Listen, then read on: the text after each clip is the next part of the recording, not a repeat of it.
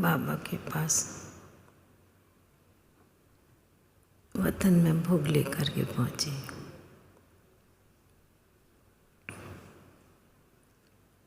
जैसे ही वतन में पहुंची तो देखती हूँ बाबा के करीब एकदम दादी बैठी हुई है। जाने के साथ सभी भाई बहनों की याद दी। बाबा कहने लगे, बच्ची, दुनिया में दो चीज होती है, एक गम होता है, दूसरा खुशी होती है। और आज विशेष वतन में बाबा के पास बच्ची के निमित्त यादें आ रही हैं। बहुत ही तेजी से श्रेष्ठ संकल्प की याद बाबा तक पहुंच रही है। और याद के साथ ही बाबा ने बच्ची को, दादी को वतन में मर्ज कर लिया। फिर मैंने कहा कि बाबा, आप जब याद कह रहे हो तो याद के रिटर्न में कुछ जिसकी बहुत याद आती है उसके रिटर्न में कुछ देना भी होता है, कुछ करना भी होता है। बाबा बड़ी मीठी दृष्टि से मुस्कराते हुए कहने लगे, बच्ची, बाप को भी इसी याद के साथ बच्ची तुमने बांध लिया। तो मैंने कहा कि सभी की यादें जिस प्रकार ब्राह्मण परिवार की याद दादी के प्रति सभी की पहुंच रही है वतन में, तो आपको भी बाबा कुछ तो रिटर्न करना पड़ेगा दादी के निमित्त। ऐसे कहते हुए जैसे कि बाबा ने कहा, अच्छा बच्ची। और फिर जैसे कि मैं वतन में सो गई हूँ, गुम हो गई, मेरे को पता ही नहीं मैं कहाँ पर हूँ। और फिर देखती हूँ थोड़े समय के बाद दादी भी बाबा के साथ चक्कर लगाते पहुँच गई। मैंने कहा, अभी अभी तो आप बैठे थे वतन में, अभी कहाँ चले गए हमें छोड़ करके? तो बाबा ने कहा कि बच्ची, तुमने कहा ना याद के रिटर्न में कुछ मिलना चाहिए तो कुछ देना होता है। तो इसलिए बाबा बच्ची को लेकर नीचे साकार वतन में गया। मैंने कहा, अच्छा, अब तो हमको अकेले यहाँ छोड़ के गए। बाबा बड़ी मीठी दृष्टि से सबको निहारते रहे, सभी को वतन में जैसे कि फिर इमर्ज किया। बाबा ने कहा कि सभी ब्राह्मण परिवार की नज़र, आँखें, दिल सभी का विशेष दादियों की तरफ है, क्योंकि आदि रतन है। तो बाबा ने कहा, देखो बच्ची, मार्च मास भी विशेष इन दादियों का बना। उस दादी का 12वां दिन मनाया और इसी मार्च मास में बच्ची का 12 मास का मनाया।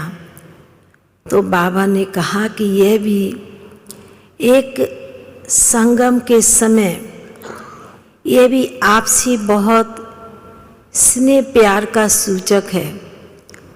साकार में भी इन दादियों का इतना ही प्यार रहा, इतना स्नेह से आपस में चलते रहे। तो बाबा ने कहा कि अभी वतन में भी इन दादियों का संगठन बन गया है।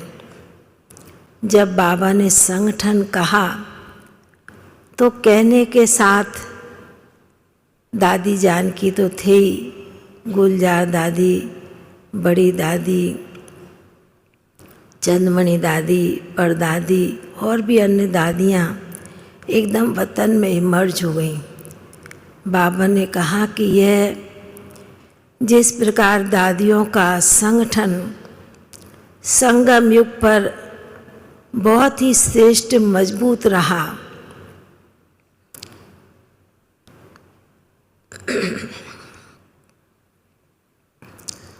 अभी वतन में भी उसी प्रकार का बहुत श्रेष्ठ संकल्प स्थापना के कार्य में मजबूत होने जा रहा है। बाबा ने कहा कि भले ब्राह्मण बच्चों को मालूम नहीं पड़ता है, पर जो बाबा का कार्य, स्थापना का कार्य बहुत तेजी से, इस कार्य के निमित्त हमारी बच्चियां, दादियां बनी हैं। बाबा ने कहा कार्य अभी बहुत जल्दी संपन्न होगा। तो बाबा जैसे कि दादियों को सामने रख ऐसा सुंदर कहीं दृश्य लग रहा था। बाबा ने कहा कि जिस प्रकार शुरू में बाबा ने दादियों को, इन बच्चियों को आगे रख स्थापना का कार्य शुरू किया और अंत भी लास्ट में वतन में इन दादियों को इकट्ठा कर एक साथ ही बाबा ने कहा कि सबको एक साथ जाना है, वह कार्य भी जल्दी संपन्न होगा। इसलिए बाबा भी बच्चों को, अपने बच्चों को सूक्ष्म इशारे यही दे रहे हैं कि अभी बहुत अति शीघ्र, अति फास्ट जाने का समय है। कोई भी बात में ब्राह्मण बच्चे गफलत ना करें, अपनी श्रेष्ठ कमाई का, अपने श्रेष्ठ पुरुषार्थ का विशेष बच्चे ध्यान रखें। तो बाबा का तो लास्ट में बड़ा सूक्ष्म इशारा था। फिर तो जैसे कि बाबा के आगे भी भोग रखा था, दादियों के आगे भी भोग रखा था, तो बाबा ने आज विशेष सभी दादियों को इमर्ज करते हुए बहुत प्यार से, बहुत स्नेह के साथ मधुवन का भोग स्वीकार कराया। बाबा ने कहा कि देखो बच्ची, ये भोग बनाने वाले भी, सजाने वाले भी, लाने वाले भी, बाबा देखता है कितना ना प्यार से, कितना ना दिल से ये बच्चे सेवा करते हैं, मेहनत करते हैं और बाबा के सन्मुख इस भोग को लेकर के आते हैं। तो बाबा ने कहा आज उन बच्चों को भी याद देना जिन्होंने इतनी मेहनत करके भोग बनाया है, थाली सजाई है और बाबा के सन्मुख भोग आया है। तो ऐसे कहते हुए बाबा ने सभी भाई बहनों को, देश विदेश के बच्चों को भी विशेष स्नेह भरी याद दी। बाबा ने कहा कि आज सभी बच्चों का एक ही लक्ष्य लेकर के बैठे हैं दादी के प्रति। तो दादी तो बहुत अपने में मस्त है। जिस प्रकार साकार में भी दादी भागती रहती थी, सेवा करती रहती थी, और आज का दिन कोई ऐसा स्थान नहीं होगा और ना ही कोई ब्राह्मण बच्चे ऐसे होंगे जो बाबा को तो क्या, पर दादी को भी कोई मन से, दिल से निकाल नहीं सकता। ऐसे कहते हुए बाबा ने जैसे कि दादियों ने सभी को बहुत बहुत स्नेह भरी याद प्यार दिया। याद प्यार लेते हुए नीचे पहुँच गए। ओम शांति।